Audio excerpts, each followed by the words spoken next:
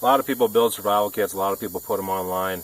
One of the things that I feel is kind of lacking in some people's kits, especially a bigger kit, like let's say your get home bag or something like that, or even just a kit that you take out in the woods, is kind of a candle. Candles for me have always been a part of survival kits. The old military kits, I used to have the red sled kits. Some of you guys have seen some of my posts. I actually have one of those sleds. I redid it. They had a couple of candles in them. This is an old military candle. Has one wick in it. You can see I burnt this one a little bit. It's a little awkward, like if you want to carry it in your pocket, or if you want to carry it in a chest rig, or even a backpack. It's not too bad for a backpack, but you know, it's still not all that handy to have. Some of the newer commercial ones.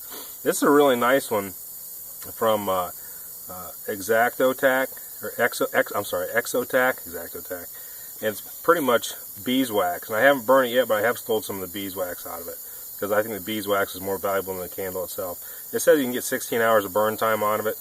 I don't know if that's true or not, but you know, you can probably get a lot of burn time on it. It has 3 wicks in it.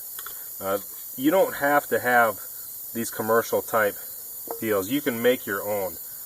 One of the ones that I like to use a lot is just a one of these twist type caps containers. I keep a little bit of Vaseline and cotton ball in there because I can tear a little bit off. I can light that, and that lights the wick a whole lot easier, especially with a fire steel, ferro rod, whatever you want to call it. And I can show you that here in a little bit, how to do that. But I use just old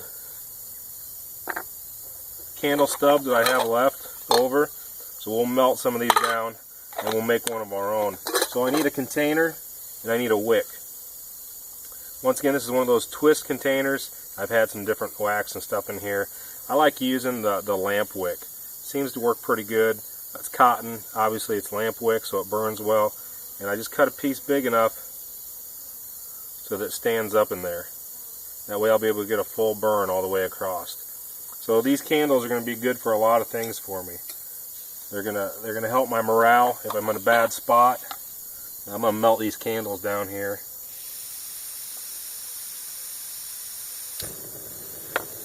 I know, I should be using the double boiler. I'm a bad boy. That's alright. We'll all get over it. Now, for those of you who don't know, a double boiler is you take a pan of water and you put another pan inside of that with the wax in it, and it keeps the wax at 220 degrees, and it melts it a whole lot slower and more controlled. The big problem with doing this is if you spill it on there, you're going to have a hell of a fire. And usually, people don't know this, it's not the liquid that burns in the wax, but it's the vapors. So, try not to get it all over. So back to these candles. You can actually do some pretty neat tricks with these candles. In the bigger containers, you can light up the candle, put it underneath wet tinder, wet wood, and then you'll be able to get that wood dried out enough to where it gets going. Then you can pull your candle back out and put the lid on it. That works really, really well. Alright, getting her melted down pretty good here. Once again, just be careful. I don't have this on a really high flame. And there's going to be some crud in there, you know. That's alright. Kind of a cruddy guy. So I want to get my candle right there. I want to get her ready to go. Try and melt this all the way down. But I can also put a poncho on and put one of these candles underneath the poncho and lean up against the tree. It creates an awful lot of heat. So much heat that you got to be careful that you don't get burned in there. Alright, so we got her melted down pretty good right there.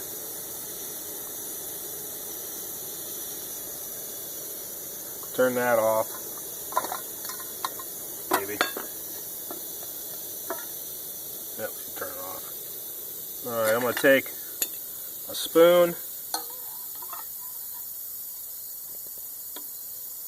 I'll ladle that right in there.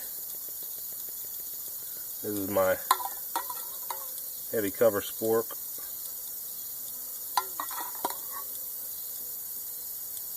I like to get it all over that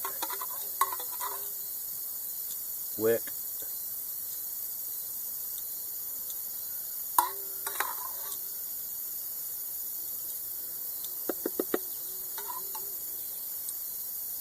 Looking pretty good. Set that off to the side.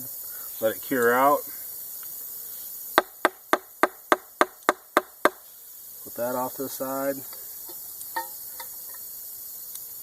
And so, what I'm going to end up with is one of these, right? Looks just like it. So if I want to get this whole thing lit with just a fire steel, I just take that little bit of cotton, put it on that wick, and you don't have to put it right on top of the wick. This is a new fire steel, so it might not strike real well at first.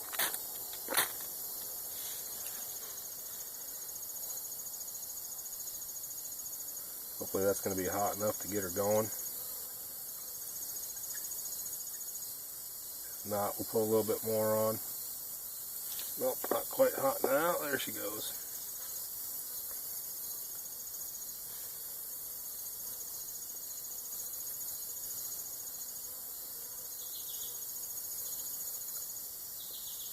So I can get that wick lit, spread that flame all the way across. Once those wicks get saturated, they're hard to light with just a fire steel. So you can scrape them a little bit and get them going that way. But you can see that makes a pretty good flame right off the bat. That's not even really going yet. I can slide that underneath my tinder. That makes a good, nice heat source for just warming your hands. Get your hands warmed up. Works really, really well. If you want to use an Altoid tin, you can do the same type thing. All right, Altoid tin. And I have the same wick, but what you do is you make a little trough out of some tin, and this is just some heavy-duty tin foil, right? So it stands the wick up, and you can actually do that with oil also and make an oil lamp this way too. But that way it keeps the wick up. This one here is burning really good now. To extinguish it, that's all we have to do. Let it dry out a little bit. Let some of those vapors out. This one's starting to cure up now. So these are really quick, DIY, real easy to do candles. They can save you a lot of money. Like that Exotac one, I think is like 20 bucks or something like that. But you can see they're a real fast, easy project to do. Not too difficult at all. And they could, help you out a little bit in a bad spot. So give it a try.